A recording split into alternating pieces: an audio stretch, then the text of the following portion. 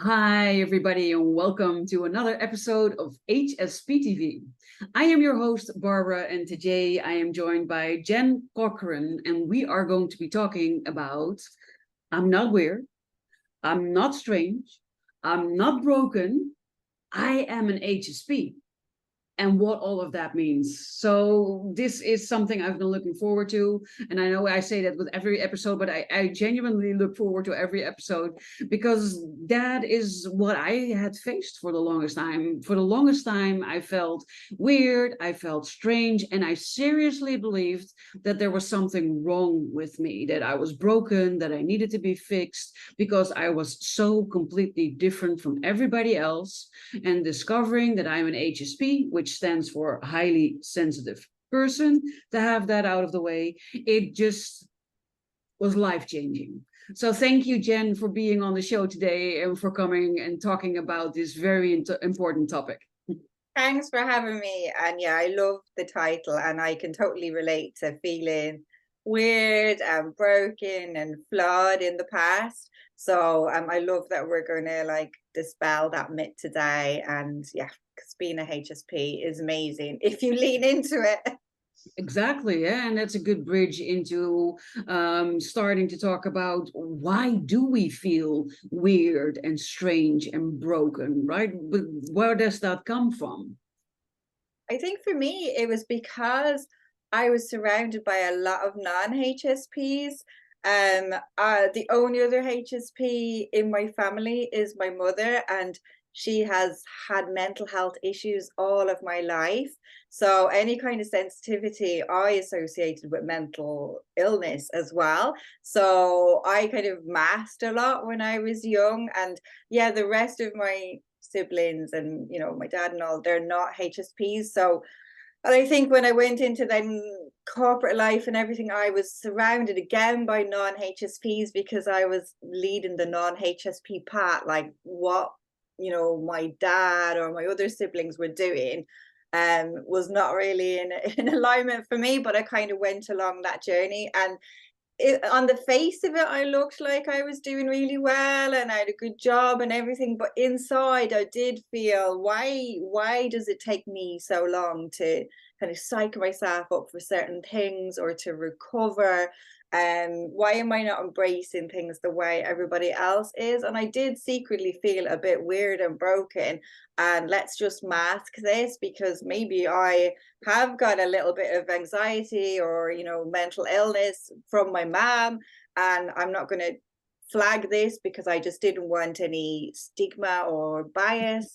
Like mental health talked about now and it's great, but it was not talked about like when I was small. It was like, you do not talk about it. And I know even my grandmother said to me, don't tell anyone that your mum's got mental health problems, and when you get older, don't tell any boyfriend because nobody will ever want you. That's what I was told.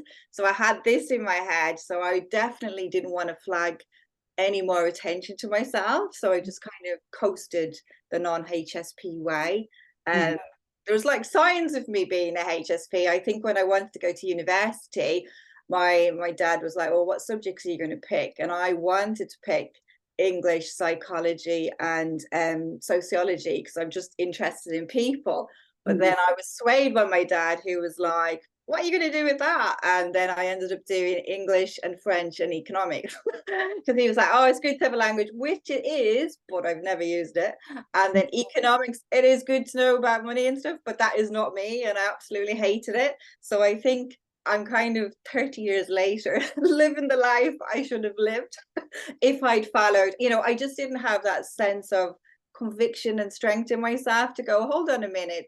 I think this feels good to me because everyone around me, like my other siblings, were going off to study finance, and it was kind of like, well, this is what you do.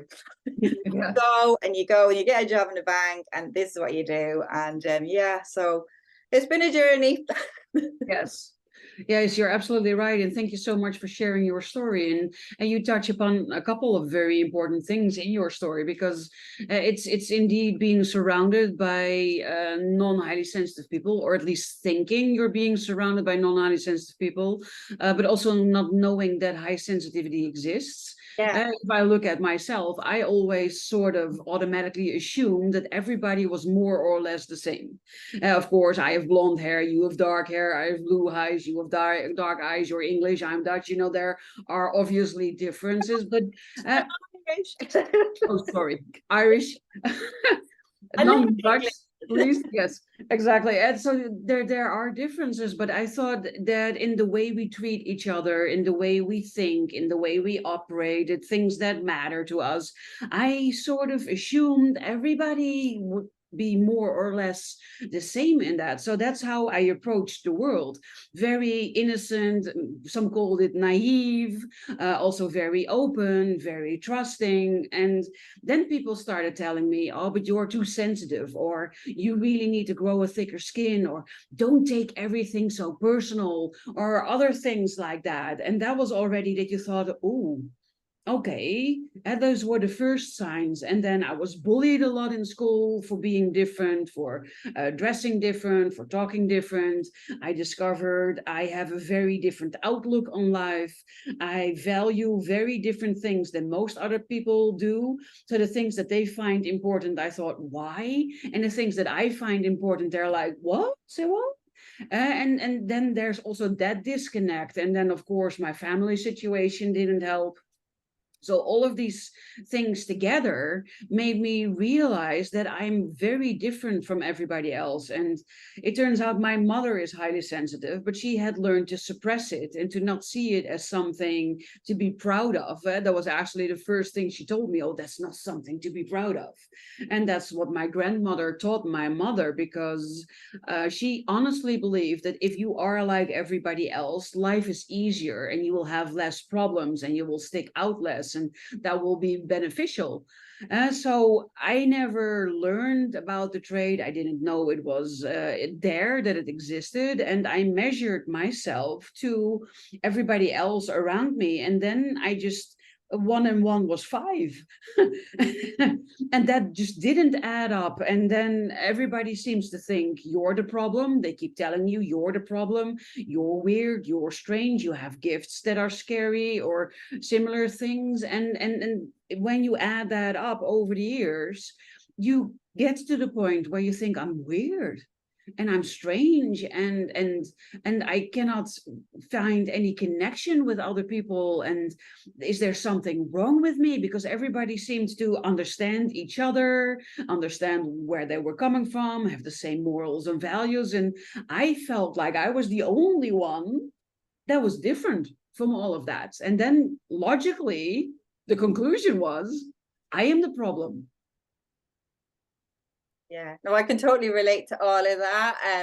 I don't think I was ever told I was too sensitive, but it was said Jennifer's very sensitive, and it was the way, the intonation in the word very, that implied it wasn't a good thing.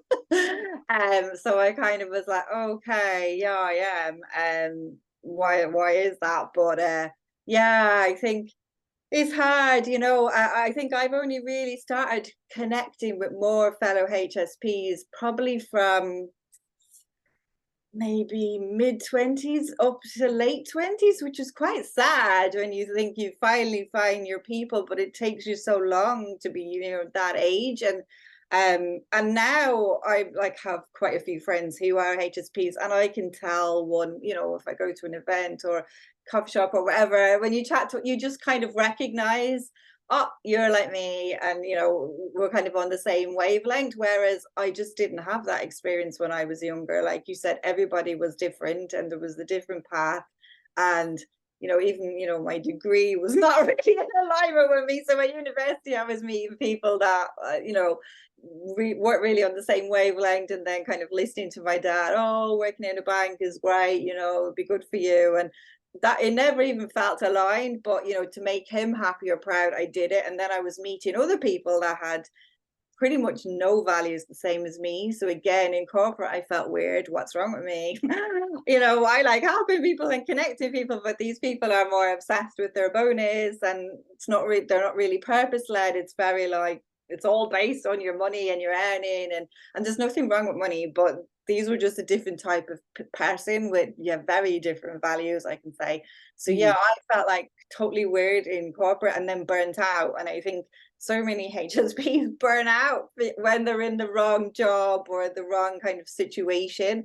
And yeah, my back went, and I think the Chinese say when your back goes, it means, you know, something's off, and something definitely was off. So yeah, it's been a journey, and I hope people listening to this, if they don't know their HSP, if this triggers something, they go off and look it up, because finding Mm. out I'm one has just totally changed everything and made sense of my whole life and made me not feel like a weirdo or broken. It's kind of like, okay, you just wasn't in the Exactly. right kind of space. Exactly, yeah, because if we take up the story where we left it before, it's we're feeling weird, we're feeling strange, we're feeling like there's something wrong with us, like we might be broken. So what do we do? Because as true HSPs, what we do is we try to change ourselves.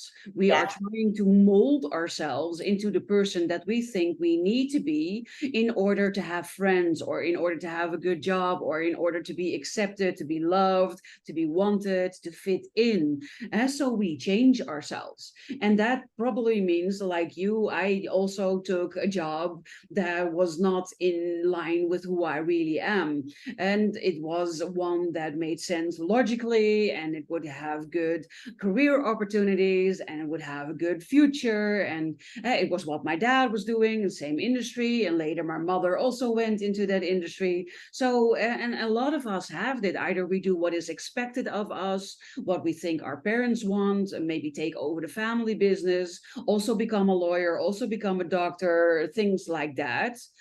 Or we choose a job because of different reasons, but some, no, mostly never, because we feel a huge passion for it and we are following our heart. And that's then also where it goes wrong, because and we do the study because it has good career perspective, and then we find the job and then maybe the partner, but then we start working the job, and then indeed we discover, oh, I'm not fitting in here either. yeah. I can do this job. That's not the point. We are usually highly intelligent. Most of us are highly gifted. So that means we're very smart and we can do anything we set our mind to. So we will be successful in the career that we choose, but it's not feeding us. It's not feeding our soul. And the people that are in there are mainly in there for the money or to advance. And they are playing these politics within the business at the expense usually of us, because we are too honest, too open, too trusting. And then again, that leads to feeling sort of rejected in who you are, and again leads to behavior where we try to adjust ourselves, modify ourselves in order to fit into the career or the business that we've chosen to work in, right? Yeah, yeah, definitely. I know I did so much kind of masking, trying to just fit in or not be noticed. I just was happy to be in the background and don't like single me out. And I know my last job, I started it on a maternity cover role, which was only meant to be for a year. And then the lady never came back, so it was offered perm. But I never felt any love for it. But I had like so many voices, like my parents and a lot of my friends saying, you wouldn't leave that job. It's got a good salary. And I got a bonus every year as well, which was about 30% of my salary. It was quite high. And I used to always think, well, I don't love it. And every year, like around the bonus time, it was kind of like, oh, I feel like these are golden handcuffs, this bonus, Yeah. because there's one logical part is like you're going to get a bonus. You can change your kitchen, you can go on a nice holiday, you can buy people presents, whatever. And then the other part was like, but it doesn't feel like this is it. So that went on for 11 years until my back went. So I always say my back going was actually the best thing that ever happened to me, because it just forced me to take sick leave. And that's when I had the epiphany. What the hell am I doing? I don't even love this job. My back is gone because I'm not in love with it and the stress of it. And even the day of my operation, I had, colleagues messaging me on the BlackBerry about work. There was no like, good luck in your operation. Here's some flowers from us or a card from nothing. It was all, and I just thought, Mhm. these people, I have to get out of here for my for my sanity. So it was the best thing that happened to me. And I think it's very similar to like the pandemic, when people were like forced to stop and think. And it was the first time in my whole life I kind of had that luxury of time lying on my back and went, right, it was a bit of a midlife crisis as well, because I was about 40. So I was kind of like, where am I going? What's my purpose in life? If somebody had said, if you were to die tomorrow, is this you? And that was the catalyst for me. And I said, no way, I am not a banker. This is not how I want to be remembered. So when my sick leave was up, I handed in my notice. So it was definitely the best thing. Because otherwise you're just on that hamster wheel. You're just like, don't really like my job, it pays quite well, do it Monday to Friday, dreaming of the weekends every week, then dreaming of your holidays. And it was like this constant cycle, and I suppose I had a nice life with my family and friends on the weekend and stuff, but it just didn't feel, like you said, it didn't feel like my soul. I had no purpose. I was only like a cog in the machine. And yeah, I didn't feel like I was making richer people richer, but I just didn't feel like there was like, a real purpose for me. So yeah, like it was definitely the best thing that happened to me in my back going. Yeah, and you're sharing some wonderful, meaningful things again, because what happens when we are not being ourselves, when we choose a job that does not fit us, is that inevitably, at one point or another, something major happens. It can be a burnout, like for me, it can be your back going out, it can be having a serious accident or another serious illness, because that's life's way of telling you you are not where you need to be and you're not being who you actually are. And we just don't know it yet. And that's in hindsight, my burnout is also the best thing that happened to me. While when it was happening, I felt like I was a failure. I was letting everybody down. I was disappointed. I was ashamed. I was feeling guilty. I thought it was the worst thing to ever happen to me. And a lot of worse or a lot of bad things had already happened. So it was saying something. And it has to happen that way, because we sort of need a wake-up call. We need a wake-up call that tells us, you're not supposed to be doing this. This is not your path. This is not the person that you are. And then this leads to, I call it the journey of self-discovery. And maybe we can also call it the HSP journey. And it's all about discovering, well, who am I? What are all the puzzle pieces that make me me? What is everything that's being mentioned in my user manual, my personal guide that gives me insight into myself? And when you go on that journey and you start to get to know yourself in a way that you haven't known yourself before, and you start to see the beauty in yourself and how beautiful of a person you are, and then you start to feel happy with it, and you start to embrace it, and you start to feel like, oh, I am meant for different things. And you're tapping into your potential. You're tapping into your purpose. You're tapping into this feeling that we all have, this undercurrent of, I'm supposed to be doing something here. I'm not here to lead a mediocre life. I'm not here to be a cog in the wheel. I am here to step into the exceptional being that I am. And I can imagine that when you're listening to this, or when you're watching this episode, you think, oh, that's woo, that's big. And I don't know if I resonate with that. And that's okay.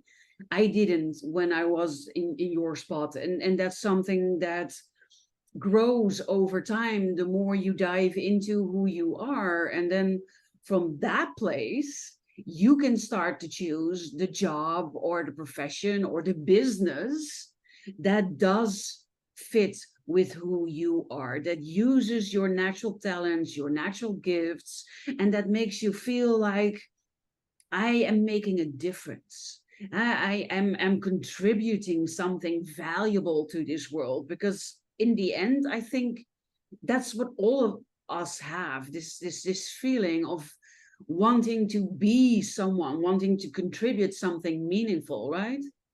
Definitely. I think, for me, I don't have kids, so I definitely want to create some kind of positive kind of impact in the world. I don't want to just be someone who was an employee and then died, and it's like you said, it's a journey. If you had said this to me 10 years ago, I wouldn't have known any different. I would have still just been doing my job, and everything has taken like years to unfold this personal journey. Even like 7 years ago, like my business was a complete accident. I was not really connected to my sense of purpose then either. I didn't even know what my personal values or business values were for the first year of my business. And then I started to get more in alignment. So little by little. And like you say, the kind of the purpose, it wasn't evident to me then, but now it is. It's evolved every year. I think you just become more of the person you're supposed to be. And I think for me, it's more about focusing on being a human being, whereas before it was about being a human doing, and it was all like productivity, productivity, productivity. There was nothing about me. And I didn't even know what my values were. I think the only time I'd ever heard about values were before was going for a job interview and what are the values of the company and laying it off by heart so you can say it in the interview. Well, I know you believe in this. But I didn't have a clue what I believed in. So I had to really kind of go deep. And then for the business, it was like, oh, what are my business values? And I think once they became clear, then it was like, oh, okay, I'm this type of person. And I need to kind of stay away from people whose values are like very different to mine. And I think my boundaries have become a lot better the more I've got to know myself as well. I was a real people pleaser. Like I would say up to 30 is such a people pleaser my whole life, just trying to like keep everyone happy, to blend in, to mask.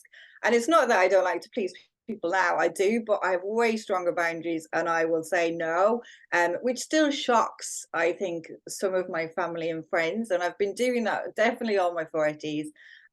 So yeah, I think people are still shocked when I do it, because up to 40 it was yeah, I'll do everything and I'll go with what you want, and I'll go with yeah, we'll go there on holidays, and yeah, we'll do this, whereas now I'm a lot stronger, and it's only because I know myself and value myself a lot more, and just realize I need that downtime, so I don't feel guilty saying no to things, whereas in the past I used to do it and have the burnout, and maybe I didn't always burn out because I was younger. I had a lot more energy, whereas now it's like, no, if I don't want to do something, I just say it. So yeah, it's definitely been a journey, and I wish, well, they always say you can't put an old head on young shoulders. I wish you could.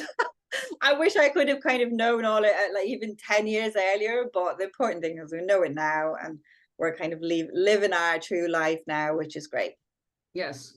No, and you're absolutely right, because when you discover what your boundaries are, what your limits are, and you start, the thing that really made a difference for me was when you say no to someone else, you're saying yes to yourself. Yeah, I And love a lot of us feel guilty about saying no, and we don't want to be a party pooper, or we don't want to jinx or jeopardize a friendship, or maybe what our boss thinks of us, because what other people think about us is usually extremely important to most high sensitive people. But in the end, it's you cannot pour from an empty cup, and you need to be the one that takes really good care of yourself, because nobody else in the whole world, not your parents, not your partner, not your children, nobody is going to take care of you when you need taken care of. So you need to learn to take care of yourself. And when I bring this up, a lot of people tell me, yeah, but that's selfish, right? When I think about myself, when I put my own needs first, I'm being selfish. And then I'm being called a narcissist, or it goes into that direction. And there's a huge difference between being selfish and thinking about yourself because you don't care about other people and you only care about yourself and the whole world doesn't matter and you're the one that's the king or the queen and the rest should bow to you kind of energy, or thinking about yourself in the sense of, if I now go clubbing with my girlfriends, then I will be a vegetable for the coming 5 days because I'm already drained and depleted, and that would take so much from me that it would take me days to recover from it. And there's nothing wrong with saying, I love that you're inviting me because I love going out with you girls, or boys, if you're a boy. But right now, I'm not in the right energy to actually do it. So I'd love it if you would invite me next time. But for right now, I'm skipping once, and I hope you appreciate or how you can understand where I'm coming from. And that's thinking about yourself in a way that allows you to mind your boundaries and be respectful of your limits. And that's saying, excuse me, no to someone else.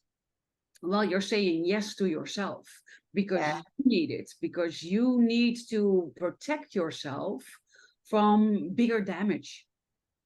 definitely. And I can relate to it because even thinking back to when I was younger, I constantly said yes to people. And then in my heart and in my head, I was kind of beating myself up saying, why did you say yes to that? And then it can build your resentment as well because you're going along, but at the end of the day, nobody else knows because you've not voiced it. So you've kind of got all that stress, you're putting all that stress on your body and your brain as well. And it's funny, I've always been into self-care in the sense of like I've pretty much got massages, I think, ever since I'm a teenager. So I do it like quite regularly. And it probably was just because of all the masking, at least on an intuitive level, I knew my body needed a bit of a pep up to kind of get me through the next few weeks. So yeah, I think the older I get, I used to consider them more of a luxury, or other people put that on you. Oh, you get a massage. But now I'm like, it's body MOT, like I have to look after myself. And it's a really nice time to switch off for an hour for your head as well. But yeah, a lot of people still think it's quite, yeah, you're pampering yourself, but really, especially us, we're on computers a lot, and we're sat a lot, and just this is my car for my business. It has to work, so if it doesn't work, then the business stops. So yeah, now I think of it as an essential. And the odd time I'll have two a month and I don't feel guilty, whereas in the past I would have been like, this is a bit, like, you are treating yourself a bit much here, and maybe you should be doing something else with that money for somebody else. But now I'm like, no, like you said, you can't pour from an empty cup. No, exactly. And so I think it's important, because you touched upon it, to mention to the viewers and the listeners out there that when you embark upon this journey, you are going to encounter certain things. I always felt like a doormat, that everybody could walk over me and I was there for everybody and nothing was too big or too crazy. And I would always come through. I was being a really, really good friend. Yeah, But whenever I needed a friend, they were not there.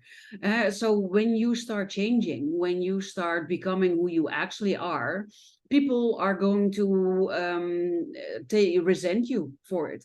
And they're going to tell you you're being selfish, or they're going to tell you that the things that you are doing to take care of yourself are selfish, or luxuries that are not necessary, or you might even lose people in the process. I've lost a lot of people that I called friends. I've even lost family members because I stopped being what they wanted me to be and started being who I actually am. So that yeah, is something you need to be prepared for, that might happen.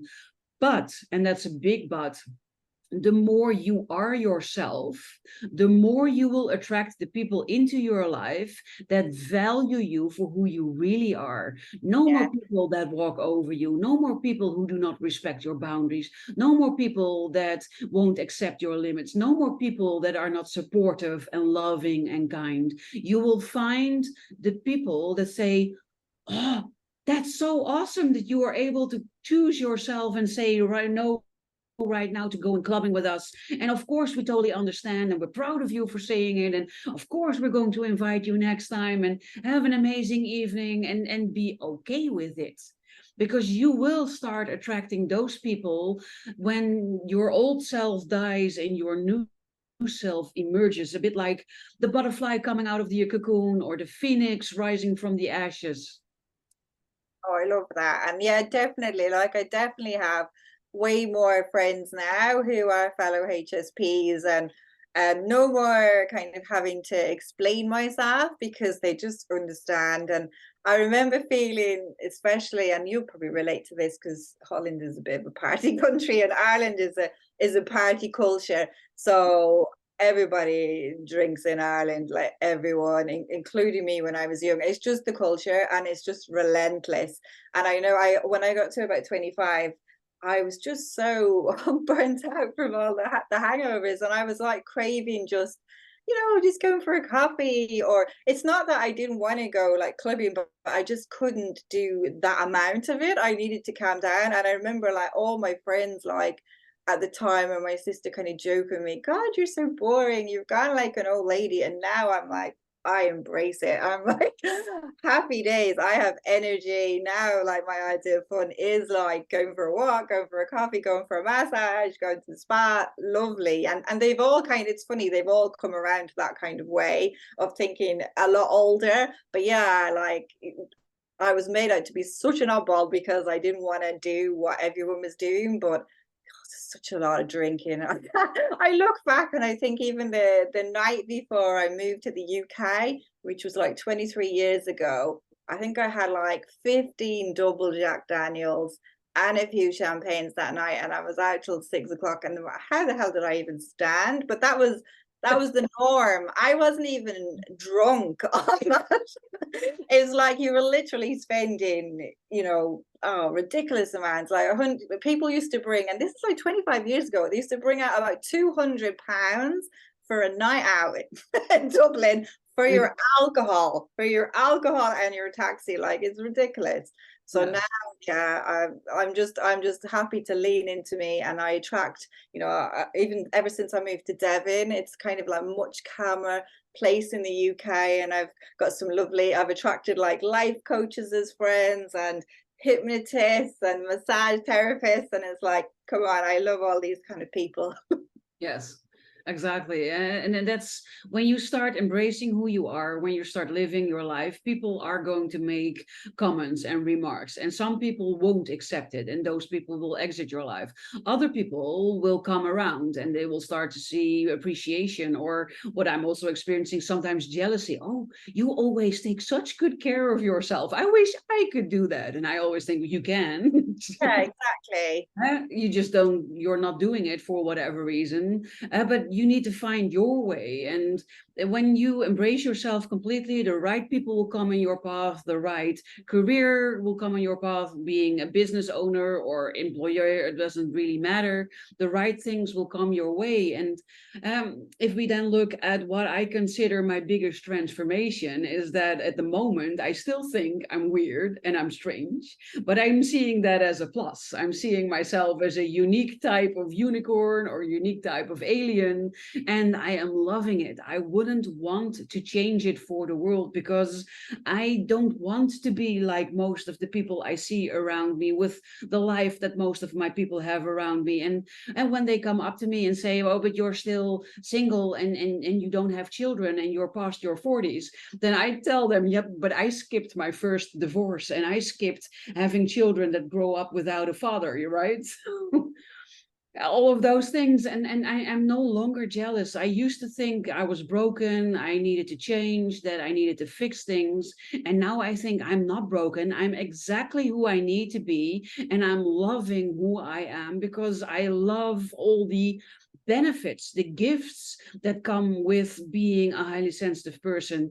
So most people are still stuck in the challenges of it, and those are some serious challenges. And my message, I think, is embrace your weirdness, embrace your strangeness, and find your path. Be the trailblazer, be the rebel, be the black sheep. Own it. Find your thing, do your thing, and the life and the friends and the work, the job will come to you that, yeah, just fit who you are. Oh, I love that. And it reminds me of a quote. I don't know the full quote, but it's from Oprah. And it's something like, if I'd have known it was, I was going to, have this kind of career in life by just being myself, I would have done it a lot sooner. So, yeah, I think just leaning into yourself, it's just so freeing to take off the mask and Yes. just be unfiltered. And you're going to feel so much more at ease with your body, with your brain, with your life. And kind of like, take me or leave me. If you want, if you like me, great. If you don't, that's fine. Whereas the old me, people please, I want everyone to like me. Now I'm like, I've just accepted not everyone is ever going to like you anyway. So you really want to like attract the like minds and repel the ones that are not for you, and just lean into it. Whereas, you know, the younger me would have agonized about repelling something. Whereas it's like, no, I think what you said is amazing. And yeah, just embracing being a little bit weird or wonderful. Like, who wants to be bland and just kind of fit in and mask? It's like, it's just such a depressing way to live. And you know, I just feel sorry for anyone who's still masking, or just say take it off, because it's such a lot of mental stress you're putting on yourself, and your Great. life be so much nicer, can't it? It can change, but you have to be willing to show up as yourself and accept that you are unique. There's only one person like you on this planet. Like, there's nobody else with your exact level of weirdness. You know, so and I love what you said as well about being single and not having any kids. Like, I was having this conversation with my husband the other day, and half of my friends are single and half of my friends have no kids, including us. And you know, I'm really passionate about the topic of being child free as well. I know I'm diverting, but I think society says, well, you're weird, you haven't got pregnant, you haven't had a baby. And I was asked all through my 30s, when are you having a baby, when are you having a baby? And I just didn't feel a biological clock ticking for me. And I thought, is there something wrong with me? I'm just not really feeling this, and I'm not sure if I want one. I'm really on the fence. But you know, I remember even, you know, being 35 and my best friend saying, you better get on it now, this is the last year. And it was like, Before oh it's too my late. God, you know. And I was actually with my ex-husband, and I remember thinking, oh my God, I don't know if I want to have a child with this person. It actually prompted my divorce, so it was actually a blessing. But yeah, I think there's so much kind of stigma in society about what is normal. And yeah, half of my friends don't have kids. I don't. We, myself and my husband, we consider ourselves child free. We love our life without them. Some people will hear this and go, ah, you're selfish. Why did you do that? You must be a career woman. I'm not. You You don't must know be what not. you're missing. They are the best Exactly. thing that happened to you when you do choose to have them. And that could be true for certain people, but it doesn't have to be true for everybody. I've Yeah, also talked to a lot of people who have had their mind changed and then decided to do have children. And then when they were born, they were resenting their children. And then they felt ashamed because as a mother, you're supposed to love your child and not think, could you please go and never come back? And that makes them feel like a bad mother, and that also makes them feel like they cannot talk about this, because how can you talk to another person, another woman, another mother, and say, yeah, I don't want to be a mother, I'm resenting my children for being born? And it's not something that you talk about. So and I think it's so important that you discover how things work for you and yeah. what is important to you in life, and not conforming to society. And when we talk about quotes, another one I really love is, what other people think about you is none of your business. I love it. And that's the liberation I feel, because I used to be very aware and it was very important what other people said and what they thought, and I could feel bad about it and go over and over about it in my head and trying to analyze what had happened and seeing what was my part in it, what was my fault in it, or what could I have done differently. And nowadays I think, well, you're entitled to your opinion too. And it's liberating to not care so much. And it's not that I don't care, it's just I've become very selective with the things that I care about, because people who are my close friends that are always there for me, if they have a specific opinion, of course I care about their opinion and I'm doing something with it. But if the girl at the supermarket calls me a bitch, then I'm like, have a great day, and I keep smiling, and I think I don't give a peep. Yeah, I love it. I love it. I think you just become more of your badass self the older you get as well. And I know, like, I'm going to be 50 in January and I'm right in perimenopause. So then you get a lack of energy. So yeah, your boundaries become stronger. And I'm embracing leaning into the badass like part of my life, because I've probably secretly been a badass for a long time, and my closest friends would know, but nobody else knows. And yeah, it's empowering, just kind of going, you know what, I don't care if you think that about me. Whereas, yeah, the old version of me would be like, crying over it, like it's just really upset. So yeah, no, I love that. I think that's one of the benefits of getting older as well as a HSP. You're just leaning into who Yes. you are, and yeah, that badass Yes, version. but automatically, you do need to do the work. You do need to take the steps. If you're an HSP and you stay stuck in not being yourself and let that continue until, well, our age, then this won't happen. Just to make it clear to everybody that's listening, watching, it does take effort. You do need to take the steps. You do need to do the work, and that's where people like me or people like Jen come in, where we can help you with all of the things that you're facing. And of course, you can do it by yourself. And you can compare it a little bit to going to the gym. You can go to the gym by yourself, and you can do a Pilates lesson, and you can do something with weights and all of those things, and you will probably have success. But if you have the success that you want in the time frame that you want, that is not guaranteed. While when you start working with a personal trainer and you Yeah. tell them what your goals are and what you want, then they can come up with a plan that will help you get there better, quicker, and with less effort. And that's what a guidance of someone can do. Mentorship, coaching, call it whatever you want. And so you don't have to do it by yourself, even though you can do it by yourself. And the benefit of connecting with like-minded people, which is why I created my community and why I have created this channel and why we are talking about these things, is that you have people that just understand. You only have to say half a word and they think, oh, girl, or oh, guy, I get you, I know where you're coming from. And they can offer support, and they can offer tips and things that they tried or that they avoided, learned to avoid. And it's just the openness and the place where you can be completely yourself, even if you're operating in an environment where you cannot be, for instance, because you're still in a job where you're maybe the only HSP, or most other people are definitely not like you, and you need to keep up appearances.